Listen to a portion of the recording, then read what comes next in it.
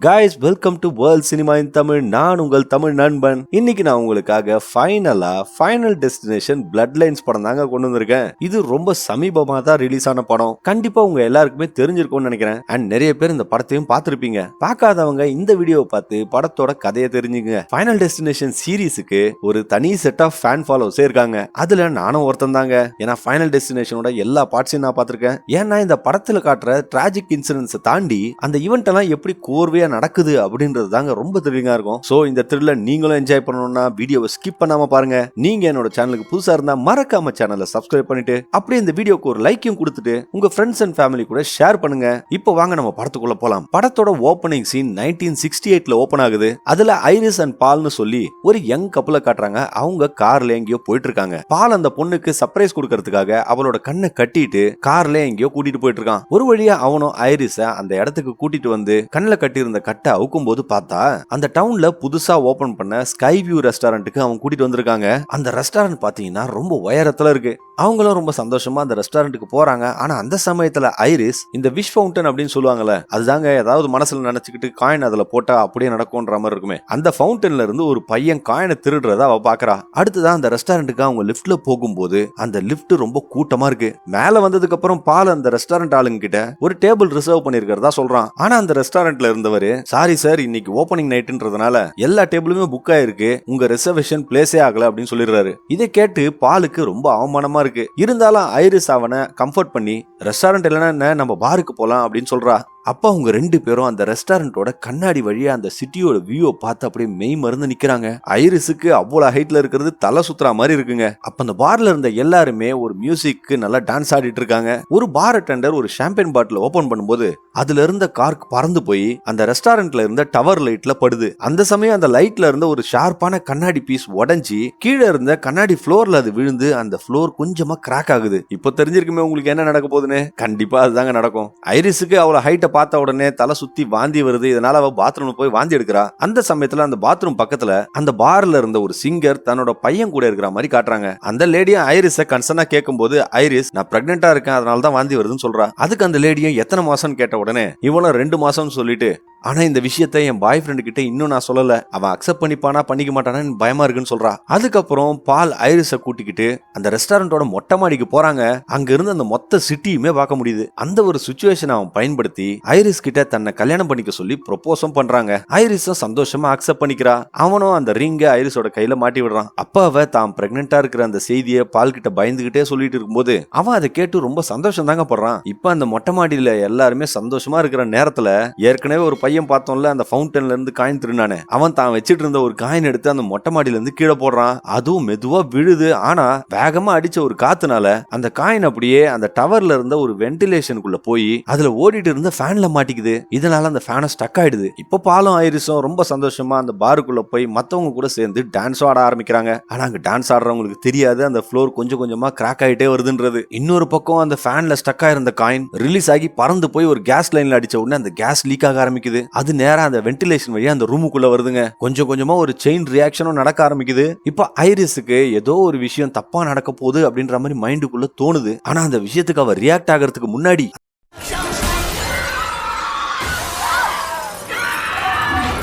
அந்த கிளாஸ் சடனா உடைஞ்சு அது வழியா நிறைய பேரு கீழே விழுந்து இறந்து போறாங்க. பாலம் ஒரு கண்ணாடியை புடிச்சுக்கிட்டு தொங்கிட்டு இருக்காங்க. ஐரிஸா அவனை காப்பாத்தலாம்னு நினைக்கிறா. ஆனா அந்த கண்ணாடி உடைஞ்சு அவனும் கீழே விழுந்து இறந்து போறான். நிலைமையை இன்னும் மோசமாக்குற மாதிரி ஒரு ஷெஃப் தெரியாதனமா அங்க இருந்த ஒரு லேடியோட ட்ரெஸ்ஸுக்கு தீய வச்சிடுறான். அந்த லேடியும் தீ பிடிச்சு அந்த ரெஸ்டாரண்ட்டுக்குள்ள ஓடிட்டு இருக்கும் போது ஏற்கனவே அந்த ரூம் முழுக்க கேஸ் ஃபில்லா இருக்கிறதுனால அந்த ரெஸ்டாரண்டே தீ பத்தி எரியுது. இப்போ அந்த தீயில மாட்டி நிறைய பேர் இறந்து போறாங்க.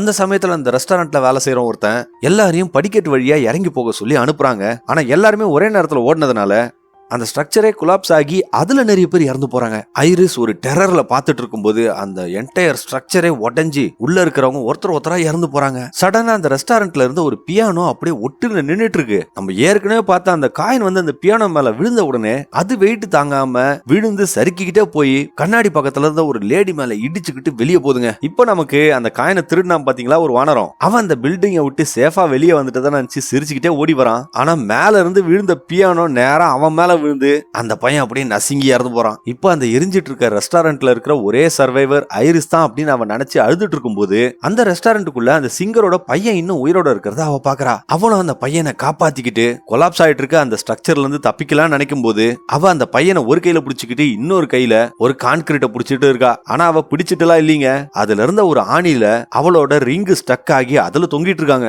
அவ்வளவு வெயிட்ட அது தாங்க முடியுமா? அதனால அவளோட விரல் பிச்சுக்கிட்டு அவளும் அந்த பையனை கீழே விழுந்து சாகிற நேரத்துல ஸ்டெஃபனின்னு ஒரு பொண்ணு தன்னோட கிளாஸுக்கு நடுவுல தூக்கத்துல இருந்து கத்துறா மாதிரி நம்ம காட்டுறாங்க. நடந்த எல்லா விஷயமே இவளுக்கு கனவு மாதிரி வந்திருக்குங்க. அப்புறம் தான் தெரியுது அந்த பொண்ணுக்கு அடிக்கடி அந்த கனவு வருதுன்றது. அன்னைக்கு ராத்திரி அதே கனவு வந்து அவ கத்தி எழுந்துக்கும் போது அவ ரூம்மேட்டு கடுப்பாயிடுறாங்க. அப்போ ஸ்டெஃபனி அந்த ரூம்மேட் கிட்ட கணவரை வர அந்த லேடியோட பேரு ஐரிஸ், என்னோட பாட்டியோட பேரும் ஐரிஸ் தான் அப்படின்னு சொல்றா. பிரச்சனை என்னன்னா இந்த பொண்ணு அவளோட பாட்டியை மீட் பண்ணதே கிடையாது. ஏன் அவங்க பாட்டி உயிரோட இருக்கிறாங்களான்னு கூட இவளுக்கு தெரியாது. அவர் ரூம்மேட் ஐரிஸ் கிட்ட தயவு செஞ்சு உன் வீட்டுக்கு போய் உன் பாட்டியை பத்தி தெரிஞ்சுக்கிறியா அப்படின்னு சொல்லி அனுப்புறா. சோ அவளும் அடுத்த நாள் கிளம்பி அவளோட வீட்டுக்கு போய் அவங்க அப்பா மாட்டிக்கிட்ட அம்மாவோட பழைய பொருட்கள்லாம் எங்க இருக்கு, நான் பாட்டியை பத்தி தெரிஞ்சுக்கணும் அப்படின்னு சொல்லி கேட்கும்போது அந்த ஆளு உங்க அம்மா இந்த வீட்டை விட்டு போனதுக்கு அப்புறம் அந்த பொருட்கள்லாம் நான் டிஸ்கார்ட் பண்ணிட்டேன் அப்படின்னு சொல்றாரு. இதை கேட்ட ஸ்டெஃபனியோ ரொம்பவே அப்செட் ஆயிடுறா. அந்த சமயத்துல அவளோட தம்பி சார்லி அவங்களோட கசின் வீட்டுக்கு போறேன் அப்படின்னு சொல்லிட்டு போகும்போது அவன் கூட அந்த கசின் வீட்டுக்கு போனாலாவது பாட்டியை பத்தின ஏதாவது இன்ஃபர்மேஷன் கிடைக்குமான்னு சொல்லி அவளும் அவன் கூட போறாங்க. கொஞ்ச நேரம் கழிச்சு அக்காவும் தம்பியும் அவங்க அங்கிள் வீட்டுக்கு போயிடுறாங்க.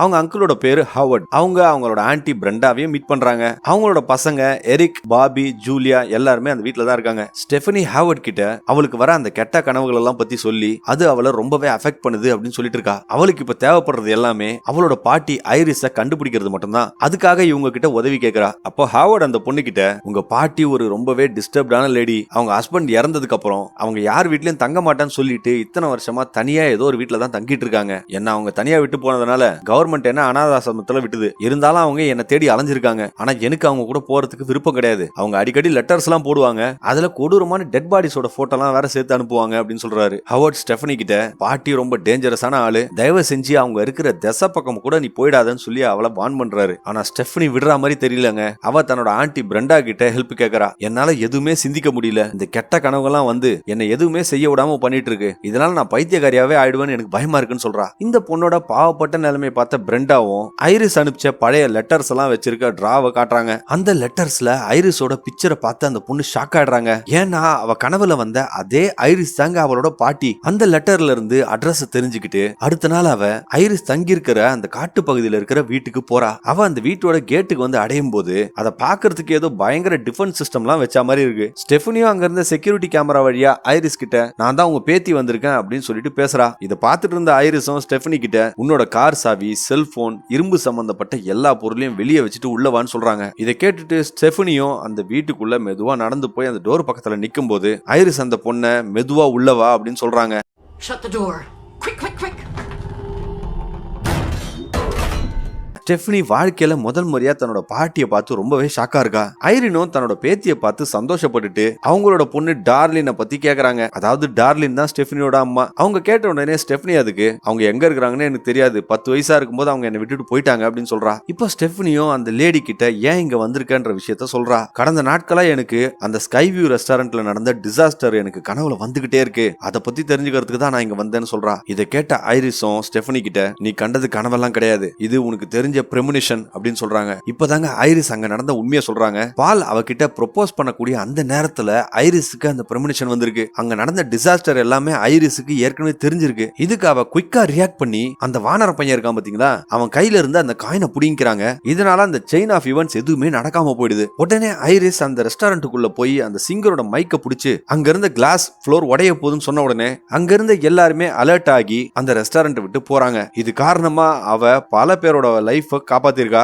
அது மட்டும் இல்லாம அந்த ரெஸ்டாரண்ட்டும் பர்மனண்டா க்ளோஸ் பண்ணிடுறாங்க. ஆனா மேட்டர் என்னன்னா மரணத்துக்கு அதோட வழியில யாராவது குறுக்க வர்றது அதுக்கு சுத்தமா பிடிக்காதுங்க. அது அன்னைக்கு நைட் சாக வேண்டியவங்கள ஒருத்தரா தேடி பிடிச்சு கொண்டு இருக்கு, பால் உட்பட. ஐரிஸ் இத்தனை வருஷமா என்ன பண்ணிருக்காங்கன்னா அந்த இன்சிடென்ட்ல இருந்து தப்பிச்சவங்க ஒருத்தரா இறக்க ஆரம்பிச்ச உடனே அந்த டெத்தோட பேட்டர்னை ஸ்டடி பண்ண ஆரம்பிச்சிருக்காங்க. அது ஸ்டடி பண்ணது மட்டும் இல்லாம அதை ஒரு புக்காவே பண்ணி வச்சிருக்காங்க. ஆனா அந்த சாவு இவங்க கிட்ட நெருங்காம அவங்க பார்த்துட்டு இருந்திருக்காங்க. துரதிருஷ்டவசமா 2 மாசத்துக்கு முன்னாடி தான் அவங்க அவங்களுக்கு கேன்சர் இருக்கிற விஷயமே அவங்களுக்கு தெரியுது. இப்ப அவங்க ஸ்டெஃபனிய அங்கேயே தங்க சொல்லி டெத்தோட அந்த பேட்டர்னை பத்தி படிக்க சொல்றாங்க. ஏன்னா அவங்களோட மொத்த குடும்பமும் டேஞ்சர்ல இருக்கு. அவங்க ஸ்டெஃபனி கிட்ட எதுக்கும் கவலைப்படாத, இங்க ரொம்ப சேஃப், நான் 20 வருஷமா இந்த வீட்டுக்குள்ளதான் இருக்கேன் அப்படின்னு சொல்றாங்க. ஆனா இதெல்லாம் கேட்ட அந்த பொண்ணு அவ பாட்டிக்கு பைத்தியம் தான் பிடிச்சிருக்குன்னு நினைச்சுக்கிறா. அது மட்டும் இல்லாம அவ இங்க வந்திருக்க கூடாதுன்னு நினைக்கிறாங்க. இதனால அந்த பொண்ணு அந்த வீட்டை விட்டு போகும்போது ஐரிஸ் அந்த பொண்ணை ஃபாலோ பண்ணிட்டு அந்த டோர் ஸ்டெப் கிட்ட போறாங்க. அப்ப அவங்களுக்கு மைண்டுக்குள்ள ஏதோ ஒரு பிரமனிஷன் வருது. இந்த டோரை விட்டு வெளியே காலை வச்சா அவங்களுக்கு ஏதோ ஒரு விஷயம் நடக்க போகுதுன்ற மாதிரி அவங்களுக்கு தெரியுது. ஆனா அந்த வார்னிங்கையும் மீறி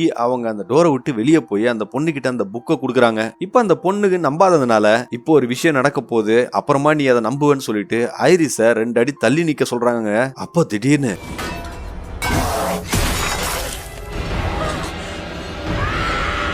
இப்போ சீன் கட் ஆகி ஐரிஸோட ஃபியூனரல்ல காட்டுறாங்க. எல்லாருமே அவங்க பாட்டிக்கு வருத்தப்பட்டுட்டு ஐரிஸும் அந்த டிராஜிக்கான இன்சிடென்ட்டை பார்க்க வேண்டியதாயிடுச்சேன்னு சொல்லி கவலைப்படுறாங்க. இந்த மூமெண்ட்ல அவங்க அம்மா இறந்த விஷயம் தெரிஞ்சுக்கிட்டு டார்லின் அவங்களுக்கு இறுதி அஞ்சலி செலுத்துறதுக்காக அந்த இடத்துக்கு வராங்க. இதை பார்த்து எல்லாருமே கொஞ்சம் அன்கம்ஃபர்டபுளா ஃபீல் பண்றாங்க. ஸ்டெஃபனிக்கு அவங்க அம்மா மேல செம்ம கோவங்க. ஏன்னா சின்ன வயசுலயே அவளை விட்டு போயிட்டு இத்தனை வருஷம் கழிச்சு எவ்வளவு தைரியம் தான் வந்திருப்பா அப்படின்னு அந்த பொண்ணு நினைக்கிறா. அடுத்த நாள் காலையில அந்த மொத்த ஃபேமிலியுமே ஹாவர்டோட பேக் யார்ட்ல ஒரு பார்பிக்யூ பார்ட்டி பண்ணிட்டு இருக்காங்க. ஏன் டார்லின் கூட அந்த இடத்துக்கு வந்திருக்காங்க. இன்னொரு பக்கம் ஸ்டெஃபனியே அவளோட பாட்டியோட அந்த புக்கை திறந்து பார்க்கும்போது ஒரு பேஜ்ல அந்த காயினை ஒட்டி வச்சிருக்காங்க. எது அந்த பையன் கிட்ட இருந்து புடுங்கினாங்களே அதே காயின் தான். அந்த புக்ல ஐரிஸ் ஒரு மனுஷன் எப்படியெல்லாம் சாவுவான் அப்படின்றதெல்லாம் நிறைய டிராயிங்ஸா வரைஞ்சு வச்சிருக்காங்க. இவ அதை பார்த்துக்கிட்டே இருக்கும்போது திடீர்னு அந்த ரூமுக்குள்ள காத்து வேகமா அடிச்சு அவங்க ஃபேமிலி பிக்சர் ஒன்னு கீழே விழுந்து உடைஞ்சு அந்த ஃப்ரேம்ல இருந்து உடைஞ்ச ஒரே ஒரு கண்ணாடி பீஸ் மட்டும் இவ பக்கத்துல வந்து நிக்குதுங்க. இவளுக்கு இப்போ ஏதோ ஒரு ப்ரெமனிஷன் வருது. இதனால பயந்து போன ஸ்டெஃபனியும் உடனடியா கிளம்பி ஹாவர்டோட குடும்பத்துக்கு ஏதோ அசம்பாவிதம் நடக்க போகுதுன்னு சொல்லி வேகமா போயிட்டு இருக்கா. கொஞ்ச நேரத்துல ஸ்டெஃபனியும் அந்த பார்ட்டிக்கு வந்துடுறா. ஆனா அங்க இருக்கிற எல்லாருமே சேஃபா தாங்க இருக்காங்க. ஆனா அந்த சேஃபான சிச்சுவேஷன் ரொம்ப நேரம் நிலைக்கலங்க. ஹாவர்ட் நடந்துட்டு இருக்கும் போது கீழே இருந்த ஒரு கண்ணாடி பீஸ்ல அவர் கால் குத்திக்குது. இதனால அவரு கொலாப்ஸ் ஆகி கீழே விழுறாரு. இந்த அதிர்ச்சியில பக்கத்துல வச்சிருந்த ஒரு கார்டனிங் டூல் கீழே விழுந்து இந்த புல்லு வெட்டுவாங்கள ஒரு மிஷின் அதை ஆன் பண்ணி விட்டுடுது. அந்த வண்டி வந்து நேரா அந்த ஆளோட மூஞ்சில ஏறி கொடூரமா அந்த ஆளோட தலை அப்படியே சதைஞ்சு போகுது. ஹாவர்டோட ஃபியூனரலுக்கு அப்புறம் ஸ்டெஃபனிக்கு அவளோட பாட்டியோட புக்கு மேல நம்பிக்கை வருது. இதனால அவ அந்த புக்கை ரொம்ப டீடைல்டா படிக்க ஆரம்பிக்கிறா. அவ தன்னோட ஃபேமிலி மெம்பர்ஸ் எல்லார்கிட்டயும் அந்த ஸ்கை டவர்ல சாக வேண்டியவங்களுக்கு மரணம் வேற வேற ரூபத்துல வந்து அவங்க எல்லாருமே இறந்து போயிருக்காங்க அப்படின்ற விஷயத்த சொல்றா. அந்த சம்பவத்துல ஐரிஸ் தான் கடைசியா சாக வேண்டியவங்க. அதனாலதான் அவங்களுக்கு மரணம் லாஸ்டா வந்திருக்கு அப்படின்னு சொல்றா. அதோட அந்த பொண்ணு இன்னொரு விஷயம் சொல்றாங்க. அந்த டவர்ல அந்த இன்சிடென்ட் நடந்து இறந்து போயிருந்தா அங்க இருந்து தப்பிச்சவங்க யாருக்குமே குழந்தை குட்டி குடும்பமே இருந்திருக்காது. சோ அப்படி பார்க்கும்போது அவங்களோட குடும்பத்துல இருந்தவங்களும் ஒருத்தரா இறந்து போயிருப்பாங்க. அதுதான் நடந்திருக்கு. இப்ப நம்ம குடும்பம் மிஞ்சி இருக்கு அப்படின்னு சொல்றா. அதாவது ஐரிஸ் மட்டும் அந்த சம்பவத்துல இறந்து போயிருந்தா அவங்களோட டிசெண்டன்ஸ் ஆன நாம இன்னைக்கு உயிரோட இருந்திருக்க மாட்டோம். ஆனா இப்ப நம்ம உயிரோட இருக்கோம் அப்படின்னு சொல்றா. ஸ்டெஃபனியோட அப்பாவும் பிரெண்டாவும் வேற குடும்பத்தை சேர்ந்தவங்கன்றதுனால அவங்களுக்கு இதுல பிரச்சனை கிடையாது. ஆனா அந்த குடும்பத்தோட மூத்தவர் ஹாவர்ட்ன்றதுனால தான் அவர் முதல்ல இறந்து போயிருக்காரு. சோ அந்த பேட்டர்னை நம்ம ஃபாலோ பண்ணா அடுத்ததா சாக போறது எரிக், அதுக்கப்புறம் ஜூலியா, அதுக்கப்புறம் பாபி. இவங்க எல்லாம் இறந்ததுக்கு அப்புறம் அடுத்ததா மரணம் டார்லினுக்கு வரும். அவங்களோட பசங்களான ஸ்டெஃபனிக்கும் சார்லிக்கும் வரும் அப்படின்னு சொல்றா. ஆனா அவங்க குடும்பத்துல இருக்கிற யாருமே இவ சொல்ற எந்த விஷயத்தையுமே நம்பலங்க. இதை கேட்டு அவங்க அப்செட் தான் ஆகுறாங்க. அடுத்த நாள் காலையில ஸ்டெஃபனி எரிக்கு பலமுறை கால் பண்ணி அவன் போன் எடுக்கலன்னு சொல்லி பேனிக் ஆகி சார்லியை எழுப்பி அவனை கார்ல கூட்டிக்கிட்டு 2 பேரும் ஹாவர்டோட வீட்டுக்கு போறாங்க. அங்க எரிக்கு எந்தவித ஆபத்தும் இல்லாம அவன் சேஃபா இருக்கிறத பார்த்து அவங்க சந்தோஷப்படுறாங்க. இருந்தாலும் ஸ்டெஃபனி எரிக் கிட்ட நீ கொஞ்சம் ஜாக்கிரதையா இருக்குன்னு சொல்லும் போது அந்த பையன் ஸ்டெஃபனியை பார்த்து காமெடி பண்ணிக்கிட்டு மரணமே என்ன பார்த்தா பயப்படும் தெரியுமா அப்படின்னு சொல்லி டயலாக் எல்லாம் விடுறான். இப்பதாங்க ஒரு இவெண்ட் நடக்க போகுது. ஜூலியா அந்த வீட்டுல இருந்து ஜாகிங் போறதுக்காக கிளம்புறா. அப்போதான் மரணத்தோட பார்வை இவங்க மேல பட ஆரம்பிக்குது. அங்க குப்பை எடுத்துட்டு இருந்த ஒரு கார்பேஜ் ட்ரக்ல ஜூலியா எதிர்பாராத விதமா மாட்டிக்கிறா. இத பார்த்த 3 பேருமே அந்த ட்ரக்கை நோக்கி வேகமா ஓடி போய் ஜூலியாவை காப்பாத்துறதுக்காக போறாங்க. ஆனா அந்த ட்ரக்ல இருந்த கிரஷர் ஆல்ரெடி ஆக்டிவேட் ஆயிருக்கு. இவனுங்களும் அந்த ட்ரக் டிரைவரை வார்ன் பண்ணி அந்த வண்டியை நிறுத்த சொல்றாங்க. ஆனா அந்த ஆள் காதல கூலா ஹெட்செட்டை போட்டுக்கிட்டு பாட்டு கேட்டுட்டு இருக்கான். இவனுக்கு கத்துறது கேட்கல. இன்னொரு பக்கம் ஸ்டெஃபனி அந்த ட்ரக்ல ஏறி ஜூலியாவை அந்த கிரஷர்ல இருந்து காப்பாத்துறதுக்காக அவ கையை நீட்டுறாங்க. ஆனா பாவம் டூ லேட்டுங்க. அந்த கிரஷர் அப்படியே அந்த பொண்ணு ஜூலியாவை நசுக்கி கொன்னுடுது. இதெல்லாம் நம்ம யூடியூப்ல காட்ட முடியாதுங்க. அடுத்த சீன்ல அந்த ஃபேமிலில இருந்த எல்லாருமே ஜூலியாவோட மரணத்தை நினைச்சு ரொம்ப சோகமா இருக்காங்க. இப்பதான் அவங்களுக்கு ஸ்டெஃபனி சொல்ற எல்லா விஷயமும் உண்மை அப்படின்றது புரிய வருது. ஸ்டெஃபனி அவங்க கிட்ட நான் தான் ஆர்டர் தப்பா சொல்லிட்டேன் அப்படின்னு சொல்லும்போது அந்த சமயத்துல பிரெண்டா ஒரு உண்மையை உடைக்கிறாங்க. இந்த எரிக் இருக்கான் பாத்தீங்களா, அவன் ஹவார்டோட பயாலஜிக்கல் பையன் கிடையாது. பிரெண்டா வேற யார கூட அஃபேர் வச்சுதான் அவனை பெற்றிருக்காங்க போல. இதனாலதான் எரிக் சாகல. இந்த விஷயத்தை கேட்டு எரிக்கும் ஷாக் ஆகுறான். அந்த ஃபேமிலில இருக்கிற எல்லாரும் ஷாக் ஆகுறாங்க. ஆனா இப்போ அந்த விஷயம் ரொம்ப முக்கியமா அவங்களுக்கு தெரியல. இப்போ அந்த பேட்டர்ன் படி அடுத்ததா சாக போறது பாபி. இதனால அவன் ஸ்டெஃபனி கிட்ட அவளோட உதவியை கேக்குறான். அவங்க ஐரினோட அந்த புக்கை பார்க்கும்போது ஜேபின்னு யாரோ ஒரு ஆளு சாவ சீட் பண்ணிருக்கான் அப்படின்றத அவங்க மென்ஷன் பண்ணிருக்காங்க. இதை பார்த்த டார்லினும் அம்மா அடிக்கடி இந்த ஜேபியை பத்தி பேசுவாங்க. அவன் இங்க பக்கத்துல இருக்கிற ஹாஸ்பிட்டல்ல தான் வேலை பார்க்கறான் அப்படின்னு சொல்றாங்க. இந்த இன்ஃபர்மேஷனை தெரிஞ்சுக்கிட்டு அவங்களும் அந்த ஜேபின்ற ஆளை சந்திச்சு அவங்க கிட்ட ஏதாவது உதவி கிடைக்குமான்னு சொல்லிட்டு பாக்குறதுக்காக போறாங்க. அந்த ஆளை தேடி ஒரு வழியா அவங்களும் அந்த ஹாஸ்பிட்டலுக்கு வந்து பார்க்கும்போது அந்த ஜேபி அந்த ஹாஸ்பிட்டலோட மார்ச்சரியில வேலை பார்க்கறாரு. இப்பதான் நமக்கு ஒரு உண்மை தெரியுது. இந்த ஜேபி தாங்க அந்த சிங்கரோட பையன். ஐரிஸ் இறந்த அப்புறம் தான் இந்த பையன் இறந்திருக்கணும். ஆனா இவன் உயிரோட இருக்கான். ஜேபி ஒரு உண்மையை சொல்றான். ஐரிஸ் என்ன பல வருஷத்துக்கு முன்னாடியே கண்டுபிடிச்சிட்டாங்க. அவங்க தான் எல்லா உண்மையும் என்கிட்ட சொன்னாங்க. நான் தான் அவங்களுக்கு அந்த கேபினையே உருவாக்கி கொடுத்தேன். அவங்களுக்கு தேவையான எல்லா மெடிக்கல் சப்ளைஸும் நான் தான் பண்றேன் அப்படின்னு சொன்ன உடனே அந்த குரூப்பும் அவங்க கிட்ட இந்த ஆபத்துல இருந்து நாங்க எப்படி தப்பிக்கிறதுன்னு கேட்கும்போது உங்களுக்கு 2 ஆப்ஷன் இருக்கு. முதல் ஆப்ஷன் நீங்க யாரையாவது கொல்லணும். இது மூலமா உங்களுக்கு சாகிறதுக்கு கொஞ்சம் டைம் கிடைக்கும். ரெண்டாவது ஆப்ஷன் நீங்க உண்மையிலேயே அந்த செயினை பிரேக் பண்ணணும்னா நீங்களே இறந்து போனதான் உண்டு அப்படின்னு சொல்றான். அது மட்டும் இல்லாம ஜேபி அந்த லிஸ்ட்ல இருந்த ஒரு லேடிக்கு விசித்திரமான ஒரு விஷயம் நடந்தது. ஹார்ட் அட்டாக் வந்து அட்மிட் பண்ண ஹாஸ்பிட்டல்ல அவங்க இறந்துட்டதா சொல்லி கடைசியா அவங்களுக்கு சிபிஆர் பண்ணி அவங்களுக்கு உயிர் வர வச்சாங்க. இந்த சம்பவத்தினால அந்த செயின் பிரேக் ஆகி அந்த லேடி இன்ன வரையும் உயிரோட தான் இருக்காங்க அப்படின்னு சொல்றான். அந்த ஆள் அவங்க கிட்ட மரணத்தை பார்த்து பார்த்து நான் டயர்ட் ஆயிட்டேன். இதுக்கு மேல எதை பார்த்தா எனக்கு பயம் கிடையாது. ஆனா சாக போறேன்னா அதை நான் சந்தோஷமா ஏத்துப்பேன் அப்படின்னு சொல்லிட்டு போயிடுறான். இப்ப அந்த குரூப்பும் பேனிக் ஆகி அடுத்தது என்ன பண்ண போறோம் அப்படின்னு தெரியாம முழிச்சிட்டு இருக்கும்போது எரிக் ஒரு ஐடியா சொல்றாங்க. நம்ம வேணா பாபியை கொன்னு அவனுக்கு திருப்பியும் உயிர் வர வச்சா அவன் தப்பிச்சிருவான்ல அப்படின்னு சொல்றான். ஆனா ஸ்டெஃபனி இந்த ஐடியாவுக்கு சம்மதிக்க மாட்டா. இருந்தாலும் எரிக் பாபியை கன்வின்ஸ் பண்ணி அவனை கூட்டிட்டு போயிடுறான். அவன் பாபிக்கு பீனட் பட்டர் கொடுக்கறதுக்கு பிளான் பண்றாங்க. ஏன்னா இந்த பையனுக்கு பீனட்னா ரொம்ப அலர்ஜி போல இருக்கு. அப்படி ஏதாவது ஆபத்து வந்தா அவங்க ஹாஸ்பிட்டல்ல தானே இருக்காங்க. அவங்க ஏவனா எப்படியாவது காப்பாத்திடுவாங்க அப்படின்னு சொல்றான். அதுக்கப்புறம் எரிக் அந்த வெண்டிங் மிஷின்ல இருந்து பீனட் பட்டரை எடுக்கும்போது அதுல இருந்து காயில் மால் ஃபங்க்ஷன் ஆகி அந்த பட்டர் பாக்கெட் அங்கேயே நிக்குது. கோவத்துல அந்த மிஷின் அவன் அடிக்கும் போது அந்த கண்ணாடியே கிராக் ஆயிடுதுங்க. ஆனா அந்த பீனட் பட்டர் பாக்கெட் கீழே விழுந்துருது. அடுத்ததா அவங்க எம்ஆர்ஐ மிஷின் இருக்கிற ஒரு ரூமுக்குள்ள போறாங்க. ஆனா எரிக்கே தெரியாம அதை ஆக்சிடென்ட்ல அவன் ஆக்டிவேட் பண்ணிடுறான். அவன் பாபி கிட்ட இருந்து அந்த அலர்ஜிக்கான மருந்தை புடிங்கிட்டு அந்த பீனட் பட்டர் கேண்டியும் சாப்பிட வைக்கிறான். அதை சாப்பிட்ட உடனே பாபிக்கு அந்த அலர்ஜிக் ரியாக்ஷன் ஆரம்பிக்குது. இதனால அந்த பையன் மூச்சு விடுறதுக்கு கொஞ்சம் சிரமப்படுறாங்க. இப்ப எரிக் அவனை எமர்ஜென்சி ரூமுக்கு கூட்டிட்டு போலான்னு நினைக்கும் போது அவன் ஆக்சிடென்ட்ல அவனோட போனை வச்சு அந்த எம்ஆர்ஐ மிஷினோட பவரை இன்க்ரீஸ் பண்ணி விட்டுறான். அந்த மிஷினோட மேக்னெட்டிக் ஃபோர்ஸ் ரொம்ப அதிகமாகி அந்த ரூம்ல இருந்த ஒரு மெட்டலா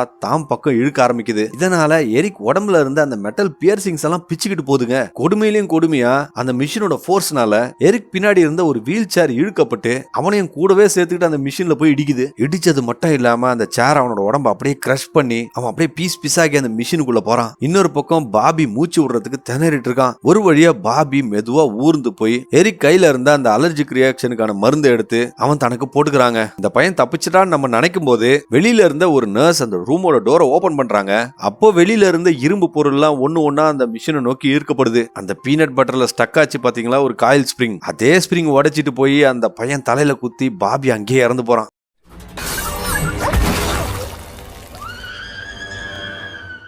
டார்லின் அவங்க பசங்க 2 பேரும் சேஃபா இருக்கிறதுக்கு வேற இடமே இல்லாதனால ஐரிஸோட வீடு மட்டும் தான் நமக்கு சேஃப்னு சொல்லி முடிவு பண்றாங்க. இப்போ நமக்கு ஐரிஸோட புக்ல இருந்து அந்த காயின் ஸ்லிப் ஆகி கீழே வர மாதிரி நம்ம காட்டுறாங்க. அந்த காயினை அந்த வழியா நடந்து போன ஒரு ஓல்ட் லேடி பார்த்து எடுத்து வச்சுக்கிறாங்க. அடுத்த சீன்ல 3 பேரும் ஐரிஸோட அந்த கேபினுக்கு போயிடுறாங்க. ஆனா பாவம் அந்த ஸ்டெஃபனியோட சீட் பெல்ட்டோட லாக் ஜாம் ஆயிடுது போல. அவளால அந்த லாக்கை ரிலீஸ் பண்ணவே முடியல. ஆனாலும் அந்த பொண்ணு அவங்க 2 பேர்கிட்டயும் நீங்க உள்ள போங்க நான் பின்னாடியே வரேன் அப்படின்னு சொல்றா. ஆனா டார்லின் அந்த வீட்டோட கதவை திறக்கும் போது சடனா ஒரு ஸ்பார்க் அங்க ஏற்கனவே லீக் ஆயிட்டு இருந்த கேஸை ஃபயர் பண்ணி அந்த வீடே வெடிச்சு சதறுது. இந்த ஃபோர்ஸ்னால அந்த வேனும் கவுந்து பக்கத்துல இருக்கிற தண்ணியில விழுந்துருதுங்க. பாவம் ஸ்டெஃபனியும் அந்த தண்ணியில மூழ்க ஆரம்பிக்கிறா. அவளால சீட் பெல்ட்டை கட்டவும் முடியல. அந்த பக்கம் சார்லி மேல ஒரு பெரிய ஆப்ஜெக்ட் விழுந்து அவனும் வெளியே வரது கஷ்டப்படுறான். அதிர்ஷ்டவசமா அடிப்பட்ட டார்லின் வந்து அவன் மேல இருக்கிற பொருளை தூக்கி அவனை காப்பாத்துறா. ஆனா சோகமா பக்கத்துல இருந்த ஒரு லைட் போல் கொலாப்ஸ் ஆகி டார்லின் மேல விழுந்து அவ அங்கேயே கிரஷ் ஆகி இறந்து போறா. அடுத்ததா சார்லி அந்த வேனுக்குள்ள போய் தண்ணியில மூழ்கிட்டு இருந்த தன்னோட அக்காவை காப்பாத்தி வெளியே கூட்டிட்டு வந்துடுறான். இப்ப கான்சியஸ்னஸ் போன ஸ்டெஃபனிக்கு சிபிஆர் பண்ணி எப்படி அந்த பொண்ணை காப்பாத்திடுறாங்க.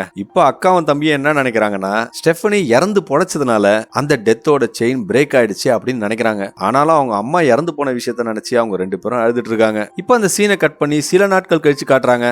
லைஃப் மறுபடியும் நார்மல் ஆயிடுது. சார்லி தன்னோட பிராம் டேட்டோட வீட்டுக்கு ஸ்டெஃபனி கூட வந்திருக்கான். அதே டவுன்ல இன்னொரு பகுதியில அந்த ஓல்ட் லேடி காயின் எடுத்துட்டு போனாங்க பாத்தீங்களா. அவங்க ஒரு ஹாஸ்பிட்டல்ல ஏதோ ஒன்னு வாங்கும் போது அவங்க கையில இருந்து அந்த காயின் ஸ்லிப் ஆகி கீழே உருண்டிக்கிட்டே போகுது. உருண்டு போனா அந்த காயின் நேரா ஒரு ட்ரெயின் ட்ராக் ஷிஃப்ட் ஆகிற கேப்ல போய் மாட்டிக்குதுங்க. இதே சமயம் ஸ்டெஃபனியும் சார்லியும் அந்த பையனோட டேட் இருக்கால அந்த பொண்ணோட அப்பாவை மீட் பண்றாங்க. அவர் ஒரு டாக்டர் போல. இப்போ அந்த டாக்டர் கிட்ட ஸ்டெஃபனி எப்படி தன்னோட தம்பி தன்னை மரணத்துல இருந்து காப்பாத்தனா அப்படின்ற விஷயத்த சொல்லி பெருமைப்படுறா. ஆனா அந்த டாக்டர் ஒரு ஷாக்கிங்கான விஷயத்த சொல்றாருங்க. தண்ணியில மூழ்கிறவங்களோட மூச்சு மட்டும் தான் நின்று போகும், அவங்க ஹார்ட் பீட் ஆயிட்டு தான் இருக்கும், அப்படி இருந்தா உன்னதான் அவன் காப்பாத்திருக்கான், சோ டெக்னிக்கலா நீ சாகல அப்படின்னு சொல்றாரு. இதை கேட்டு அவங்க அதிர்ச்சி ஆகும் போது ஸ்டெஃபனிக்கு மறுபடியும் பிரிமினேஷன் வருது, ஏதோ தப்பா நடக்க போற மாதிரியே தோணுது. ஆனா திடீர்னு எங்க இருந்து வந்ததுன்னே தெரியாத ஒரு ட்ரெயின் அந்த ட்ராக்ல இருந்து டீரெயில் ஆகி சார்லியும் ஸ்டெஃபனியும் நோக்கி வேகமா வந்துட்டு இருக்குதுங்க. நல்ல வேளையா அந்த ட்ரெயின் அவங்களுக்கு கொஞ்சம் முன்னாடி நின்னுட்டதுனால அவங்க தப்பிச்சிட்டோம்னு நினைக்கிறாங்க. ஆனா மரணம் அவங்கள விடுமா? அந்த ட்ரெயின் தூக்கிட்டு வந்த கட்டைங்க இவங்க மேல விழுந்து நசுங்கி போறாங்க. அப்படியே படத்தையும் முடிக்கிறாங்க. ஓகே ஃப்ரெண்ட்ஸ், வீடியோ முடிஞ்சு போச்சு. இந்த பார்ட்ல காமிச்ச டெத் சீன்ஸ்லாம் எப்படி இருந்ததுன்றத கமெண்ட் செக்ஷன்ல மறக்காம சொல்லுங்க. அண்ட் இந்த படத்தோட ஃபுல் எக்ஸ்பீரியன்ஸ் கிடைக்கணும்னா முழு படத்தையும் டைரக்டா பாருங்க. கண்டிப்பா சொல்றேங்க, பயங்கர த்ரில்லிங்கா இருக்கும். மீண்டும் இதே போல ஒரு டிஃபரெண்டான படத்தோட உங்களை கூடிய விரைவில் சந்திக்கிறேன். அதுவரை உங்களிடம் விடைபெறுவது உங்கள் தமிழ் நண்பன்.